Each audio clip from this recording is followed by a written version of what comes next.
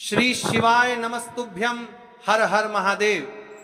दोस्तों, आप सभी लोग जानते हैं कि आज 21 नवंबर 2025 यानी शनिवार है और आज के दिन को पड़ रही है मार्गशीर्ष महीने की द्वितीय तिथि। और दोस्तों, ये वह तिथि है जो मार्गशीर्ष महीने में पड़ने वाली सबसे बड़ी तिथि है। द्वितीय तिथि का सबसे बड़ा महत्व होता है और पूज्य गुरु जी ने कहा है, अगर कभी भी मौका लग जाए और मार्गशीर्ष महीने की द्वितीय तिथि शनिवार को पड़ जाए तो आप लोगों को तुलसी लकड़ी दीपक वाला उपाय तो अवश्य ही करना चाहिए और इन दोनों का संयोग बहुत ही कम आता है। और दोस्तों, पूज्य गुरु जी ने अपनी शिव महापुराण की कथा में बताया है, इस दिन आपको प्रदोष काल में एक तुलसी लकड़ी दीपक वाला उपाय अवश्य ही करना चाहिए, क्योंकि ऐसा दिन पूरे साल में सिर्फ एक ही बार आता है। और दोस्तों, आप सभी लोग जानते हो कि शनिवार का अगर सबसे बड़ा कोई उपाय है तो वह 5:45 से 6:45 के बीच जाने की प्रदोष काल में तुलसी लकड़ी दीपक वाला उपाय। तो दोस्तों, इस शनिवार के दिन आप लोगों को एक चुटकी हल्दी वाला उपाय को जरूर करना है।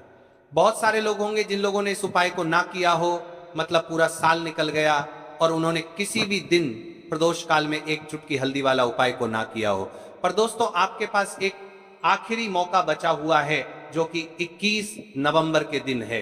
तो इस दिन आप लोगों को इस वाले उपाय को जरूर कर लेना है। भले ही आपने पूरे साल भर इस उपाय को ना किया हो, पर अगर आपने इस मार्गशीर्ष महीने में पड़ने वाली द्वितीय तिथि के दिन अगर इस वाले उपाय को कर लिया तो आपको इस उपाय को करने का वह फल मिलेगा जिसकी आपने कभी कल्पना भी नहीं करी होगी।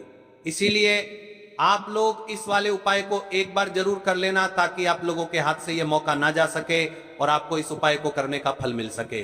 दोस्तों, ये उपाय पंडित जी ने अपनी अभी की ही शिव महापुराण की कथा में बताया है, जिस उपाय को आज हम आपको बहुत अच्छे से समझाने वाले हैं। इस वीडियो को देखने के बाद इस उपाय को समझने के लिए आपको कोई और वीडियो को देखने की जरूरत नहीं पड़ेगी। तो चलिए दोस्तों, उपाय को शुरू करते हैं। देखिए, ये इस मार्गशीर्ष महीने के शनिवार आज के दिन ये इतना खास होता है, इतना महत्वपूर्ण होता है। देखा गया है कभी कभी बड़े बड़े पूजा पाठ अनुष्ठान से जो मनोकामना पूर्ण नहीं होते, वह इस मार्गशीर्ष महीने के शनिवार की द्वितीय तिथि के दिन एक छोटे से उपाय करने से ही आपकी मनोकामना पूर्ण हो जाती है। और बहुत सारे लोगों ने इस उपाय को किया भी है और उनको इस उपाय को करने का फल भी जरूर मिला है। अगर आप लोग भी इस उपाय को शनिवार द्वितीय तिथि के दिन करना चाहते हैं तो आप इस उपाय को पहले अच्छे से समझ लेना, सुन लेना, उसके बाद करना। आपको इस उपाय का फल जरूर मिलेगा और इस उपाय को कर लेने से आपके घर में चाहे किसी भी प्रकार की दुख और समस्या क्यों ना चल रही हो, आपको उसका कारण भी नहीं पता है कि भाई यह समस्या किस कारण से चल रही है। उसका कुछ भी कारण हो सकता है, जैसे पितृदोष हो सकता है या किसी भी तरह का मंगल दोष भी हो सकता है। तो इस दिन आप लोगों को यह वाला उपाय कर लेना है। यह एक ऐसा उपाय है जिस उपाय को अगर किसी विशेष दिन पर किया जाए तो भाई उस विशेष दिन का जो है वह तो हमें मिलता ही मिलता है। पर हमने उस दिन पर इस उपाय को किया है तो हमें उससे भी बड़ा फल मिलता है और फल बहुत जल्दी मिलता है। श्री शिवाय नमस्तुभ्यम। भक्तों, आज की इस पवित्र वीडियो में आप सभी का स्वागत है। मार्गशीर्ष मास का पावन समय चल रहा है और इस मास की जो दिव्यता है, जो ऊर्जा है, जो आध्यात्मिक शक्ति है, वह पूरे वर्ष में बहुत कम तिथियों पर देखने को मिलती है। और इस समय जब शनिवार का दिन पड़ जाए और उसके साथ द्वितीय तिथि का संयोग बन जाए तो समझ लीजिए कि यह योग आपके जीवन में किसी महा आशीर्वाद से कम नहीं होता।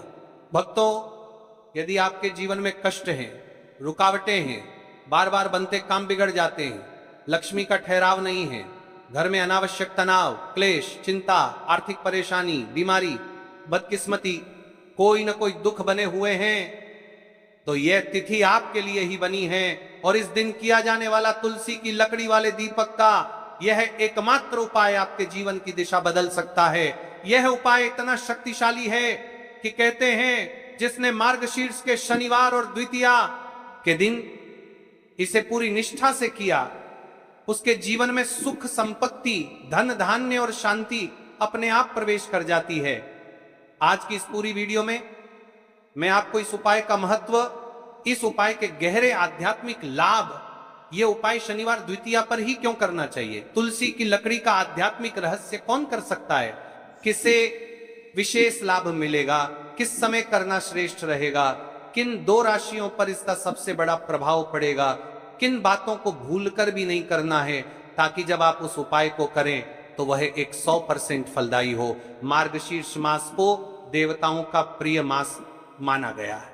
यह मास स्वयं श्री कृष्ण द्वारा सर्वोत्तम बताया गया, और यदि इस मास के दौरान शनिवार की द्वितीय तिथि पड़ जाए तो इस संयोग को शास्त्रों में धन समृद्धि सिद्धि योग कहा गया है। क्यों? क्योंकि शनिवार शनिदेव का दिन है। शनिदेव न्याय के देवता हैं, कर्मों का फल देते हैं, और द्वितीय तिथि मान लक्ष्मी के आगमन की तिथि मानी गई है। जब ये दोनों एक साथ होते हैं तो ये योग ऐसा बनता है कि शनिदेव बाधाओं को हटाते हैं और मां लक्ष्मी सुख समृद्धि का प्रवेश कराती हैं। और इसी दिन किया जाने वाला तुलसी की लकड़ी वाले दीपक का उपाय शनि और लक्ष्मी दोनों की कृपा को एक साथ आकर्षित करता है। भक्तों, ये वही दिन है जब आपका रुका हुआ धन लौट सकता है, घर में पैसा टिक सकता है, व्यापार में अचानक तेजी आ सकती है, रिश्तों में मिठास आ सकती है। तो चलिए सबसे पहले हम जान लेते हैं तुलसी लकड़ी दीपक के उपाय के बारे में। तो चलिए महाराज जी, अब चलते हैं उस विशेष उपाय की तरफ जो आपको कल इस विशेष तिथि पर करना है। और इस विशेष पावन पर्व पर हम जिस उपाय की चर्चा करने जा रहे हैं वह अत्यंत ही दुर्लभ और शक्तिशाली है। यह उपाय न केवल भक्त की मनोकामनाओं को पूर्ण करता है बल्कि उसके जीवन के समस्त कष्टों का निवारण भी करता है। उपाय की सामग्री देखिए महाराज, मात्र तुलसी की लकड़ी से बना दीपक, 11 चावल के दाने और एक चुटकी हल्दी। ये तीनों वस्तुएं देखने में सामान्य प्रतीत होती हैं, परंतु इनका महत्व और शक्ति अद्भुत है। जब इन्हें सही विधि से सच्चे मन और श्रद्धा के साथ शिव मंदिर में प्रयोग किया जाता है तब ये उपाय अलौकिक परिणाम प्रदान करता है। तो देखिए, तुलसी की लकड़ी का दीपक, 11 चावल के दाने और एक चुटकी हल्दी। तो सबसे पहले आपको हम दीपक के बारे में बताते हैं। तुलसी की लकड़ी का दीपक, तुलसी माता का वर्णन शास्त्रों में अत्यंत पवित्र माना गया है। तुलसी के बिना कोई भी पूजन अधूरा है। यद्यपि शिव जी को तुलसी अर्पित नहीं की जाती, परंतु तुलसी की लकड़ी का उपयोग जब दीपक के रूप में किया जाता है तो यह विशेष ऊर्जा उत्पन्न करती है। देखिए महाराज जी, अब हम बात कर लेते हैं सबसे पहले उपाय के बारे में। तो देखिए, तुलसी की लकड़ी का दीपक, 11 चावल के दाने और एक चुटकी हल्दी। तो सबसे पहले आपको हम दीपक के बारे में बताते हैं। तुलसी की लकड़ी का दीपक, तुलसी माता का वर्णन शास्त्रों में अत्यंत पवित्र माना गया है। तुलसी के बिना कोई भी पूजन अधूरा है। यद्यपि शिव जी को तुलसी अर्पित नहीं की जाती, परंतु तुलसी की लकड़ी का उपयोग जब दीपक के रूप में किया जाता है तो यह विशेष ऊर्जा उत्पन्न करती। यह दीपक भक्त की मनोकामना पूरी करने में सहायक होता है। अब देखिए महाराज जी, 11 चावल के दाने का महत्व जानिए। चावल शुद्धता और समर्पण का प्रतीक है। हर दाना अखंडता और पूर्णता का द्योतक है। जब 11 चावल शिवलिंग पर अर्पित किए जाते हैं तो ये 11 इंद्रियों का नियंत्रण और शुद्धिकरण करता है। मात्र एक चुटकी हल्दी, एक चुटकी हल्दी, हल्दी मां भगवती का प्रिय है और यह सौभाग्य, आयुर्वेद और पवित्रता का प्रतीक है। शास्त्रों में कहा गया है कि जहां हल्दी का प्रयोग होता है वहां मां लक्ष्मी का वास होता है। इसलिए जब इस हल्दी का प्रयोग शिव मंदिर में किया जाता है तो यह शिव, शक्ति और लक्ष्मी दोनों की कृपा प्रदान करता है। कई सारे लोग प्रश्न करेंगे कि महाराज जी, ना ही शिव जी को तुलसी समर्पित कर सकते हैं और ना ही इस उपाय को किया जाता है। तो देखिए, इस उपाय को आपको शिव मंदिर की चौखट पर करना है। ये जो दीपक हम प्रज्वलित करेंगे ये शिव मंदिर की चौखट पर करेंगे। तुलसी का संबंध आध्यात्मिक शांति, मानसिक स्थिरता और रोगनाश से है। जब तुलसी की लकड़ी का दीपक जलता है तो घर या मंदिर के आसपास की नकारात्मकता तुरंत दूर हो जाती है। तो देखिए महाराज जी, आपको इस तुलसी की लकड़ी के दीपक के बारे में हम आपको सबसे पहले बताते हैं। हालांकि आपके तीनों उपाय को साथ में ही करना है, लेकिन सबसे पहले और प्रथम तुलसी की लकड़ी का दीपक। तो देखिए, तुलसी की लकड़ी प्राप्त करना, यदि घर में तुलसी का पौधा है तो उसकी जड़ के पास की नरम लकड़ी लेनी है। यदि घर में तुलसी का पौधा नहीं है तो बाजार से भी तुलसी की लकड़ी खरीदी जा सकती है। कई सारे घरों में तुलसी का वृक्ष नहीं होता है, तो आप ये भी कर सकते हैं। ध्यान रहे, यदि आप किसी और के घर से ले रहे हैं तो उसे दक्षिणा अवश्य दें।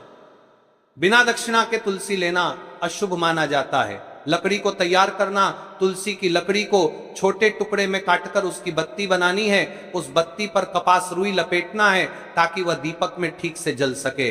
अब यहां पर महाराज जी कई सारे लोग प्रश्न करते हैं कि दीपक हमें आटे का लेना है या फिर हमें दीपक मिट्टी का लेना है। तो देखिए, आपको मिट्टी का दीपक का प्रयोग करना है क्योंकि हम तुलसी के लकड़ी के दीपक वाला उपाय कर रहे हैं। ठीक है, दीपक केवल मिट्टी का होना चाहिए, पीतल, कांसे या किसी और धातु का दीपक इस उपाय में उपयोग नहीं करना। मिट्टी का दीपक धरती तत्व का प्रतिनिधित्व करता है और यह शिव पूजन में सबसे उत्तम माना जाता है। अब देखिए महाराज जी, हमें तेल का किस प्रकार प्रयोग करना है। तो देखिए, तेल का प्रयोग इस दीपक में तिल का तेल या घी का प्रयोग करें। तिल का तेल पापों का नाश करता है और घी समृद्धि व शांति का वास कराता है। अब कई सारे लोग प्रश्न करते हैं कि महाराज जी आपने हमें यह तो बताया ही नहीं कि कितने दीपक का उपाय करना है, आखिर दीपक कितने बने हैं। तो देखिए, कितने दीपक जलाने चाहिए। यदि समस्या बहुत बड़ी है, जीवन में गहरा संकट है, तो 5 दीपक जलाने चाहिए। यदि सामान्य कामना है तो 1 दीपक भी पर्याप्त है। हर दीपक जलाते समय यह भावना रखें कि हे भोलेनाथ, यह दीपक मेरी अंधकारमय जीवन राह को प्रकाशमय करे। जेके महाराज जी, तुलसी के लकड़ी के दीपक वाला उपाय है, यह कोई साधारण उपाय नहीं है। तो आपको क्या सावधानी बरतनी है। दीपक को शिवलिंग पर प्रत्यक्ष रूप से न रखें, इसे मंदिर की चौखट पर या बनाए गए स्वस्तिक पर रखें। दीपक जलाते समय मन में शुद्ध भाव होना चाहिए। दीपक बुझने के बाद उसकी राख को पवित्र स्थान पर ही विसर्जित करें। महाराज जी, जैसे ही तुलसी की लकड़ी का दीपक जलता है, वैसे ही साधक को एक अलग ही शांति का अनुभव होता है, मन का तनाव समाप्त होता है। आंखें बंद करके जब दीपक की लौ के सामने बैठते हैं तो लगता है कि ये लौ सीधे आत्मा से संवाद कर रही है। ये लौ मानो भगवान शिव के आशीर्वाद का प्रतीक बन जाती है। अब देखिए महाराज जी, हम बात कर लेते हैं 11 चावल के दाने वाले उपाय के बारे में। ठीक है, 11 चावल का धार्मिक महत्व। महाराज जी, चावल अन्न केवल भोजन का साधन नहीं है, बल्कि इसे पूर्णता, शुद्धता और अखंडता का प्रतीक माना गया है। वेदों और पुराणों में अन्न को अन्न देवता कहा गया है। अन्नम ब्रह्मेति वेजानात, यह उपनिषद का कथन है, अर्थात अन्न स्वयं ब्रह्म है। इसलिए जब भक्त शिव जी को चावल अर्पित करता है तो वह केवल एक दाना नहीं चढ़ाता, बल्कि अपनी आत्मा और जीवन का समर्पण करता है। अब सबसे महत्वपूर्ण प्रश्न उठता है कि 11 चावल ही क्यों। शास्त्रों में कहा गया है कि मनुष्य के शरीर में 11 इंद्रियां होती हैं। जब भक्त 11 चावल के दाने शिव जी को अर्पित करता है तो वह अपनी 11 इंद्रियों को भगवान को समर्पित करता है। यह समर्पण साधक के भीतर शुद्धि और संयम लाता है। अब देखिए महाराज जी, चावला के दाने कहां से लेने हैं, कैसे लेने हैं, इस बात पर चर्चा कर लेते हैं, क्योंकि कई सारे लोगों को मन में यह भी प्रश्न रहता है। घर में रखे चावल का प्रयोग किया जा सकता है, चाहो तो दुकान से भी ले सकते हो। ध्यान रहे, चावल अखंड और शुद्ध होने चाहिए। टूटे हुए दाने अशुभ माने जाते हैं। 11 दानों को अलग करके छोटे डिब्बे या पुड़िया में सुरक्षित रखना है चावल अर्पण की विधि। अब सुनिए महाराज जी, 11 चावल के दानों का प्रयोग कैसे करना है। अब देखिए महाराज जी, जैसे ही आपके चावल के दाने आप एक पुड़िया में रख लेते हैं, अब आपको शिव मंदिर में जाकर के इस उपाय को करना है। तो देखिए, आप एकदम स्वच्छ जल से नाहट होकर के शिव मंदिर पहुंचे और आपको इस उपाय को करना है। तो देखिए, कई सारी मेरी अन्य माताएं बहनें रहती हैं जो शिव मंदिर में जाती से ही दूसरी अन्य माता बहनों से सामग्री मांगने लगते हैं। जैसे कि ओ जी अपने बेलपत्र लाए हो, क्या एक देना आज मैं लाना भूल गई, ओ जी थोड़े से फूल दे दो। तो देखिए, आपको शिव मंदिर में जाकर के ये नहीं करना है। आप सिर्फ अपनी सामग्री से उपाय कीजिए और घर आ जाइए। ठीक है, हजम मंदिर जाएं, सबसे पहले शिवलिंग पर गंगा जल या शुद्ध जल चढ़ाएं, नमः शिवाय का जप करते हुए शिवलिंग का ध्यान करें। अब सबसे पहले एक चावल का दाना गणेश जी के स्थान पर अर्पित करें, क्योंकि गणेश जी बिना हर कार्य अधूरा है। इसके बाद शेष 11 दानों को एक एक करके शिवलिंग पर अर्पित करें। हर दाना चढ़ाते समय मन में एक एक प्रार्थना करें। जैसे पहला दाना है शिव, मेरे जीवन से रोग दूर करो। दूसरा दाना है महादेव, मेरे घर में सुख समृद्धि लाओ। तीसरा दाना है भोलेनाथ, मेरे संतानों को रक्षा दो। चौथा दाना, मेरे व्यवसाय नौकरी में सफलता दो। पांचवा दाना, मेरे परिवार में एकता बनी रहे। इसी तरह हर दाने पर अपनी मनोकामना रखनी है, भावनाओं की शक्ति। महाराज जी, ये ध्यान रखना बहुत जरूरी है कि चावल अर्पण करते समय मन शुद्ध होना चाहिए। अगर चावल चढ़ाते समय मन में संदेह होगा तो उपाय फल नहीं देगा, लेकिन यदि दानों को अर्पित करते समय हृदय से प्रार्थना होगी तो भगवान शिव तुरंत सुनेंगे। चावल का आध्यात्मिक प्रभाव, चावल का रंग सफेद है, यह शांति और पवित्रता का प्रतीक है। जब सफेद चावल शिवलिंग पर चढ़ाए जाते हैं तो यह साधक के जीवन से अज्ञान और अशांति को मिटाकर ज्ञान और सुख प्रदान करता है। 11 दाने सामूहिक रूप से पूर्णता का भाव लाते हैं। प्रत्येक दाना चढ़ाते समय यह मंत्र बोल सकते हैं, ओम त्र्यंबकम यजामहे सुगंधिम पुष्टिवर्धनम उर्वारुकमिव बंधनान मृत्योर्मुक्षीये मामृतात्, या केवल ओम नमः शिवाय का जाप भी पर्याप्त है। उपाय करते समय अनुभव, जब भक्त एक एक चावल का दाना अर्पित करता है तो वह अनुभव करता है कि उसका हर बोझ, हर कष्ट शिव जी को सौंप रहा है। हर दाना एक प्रतीक है दुख का बोझ हटाने का और सुख का द्वार खोलने का।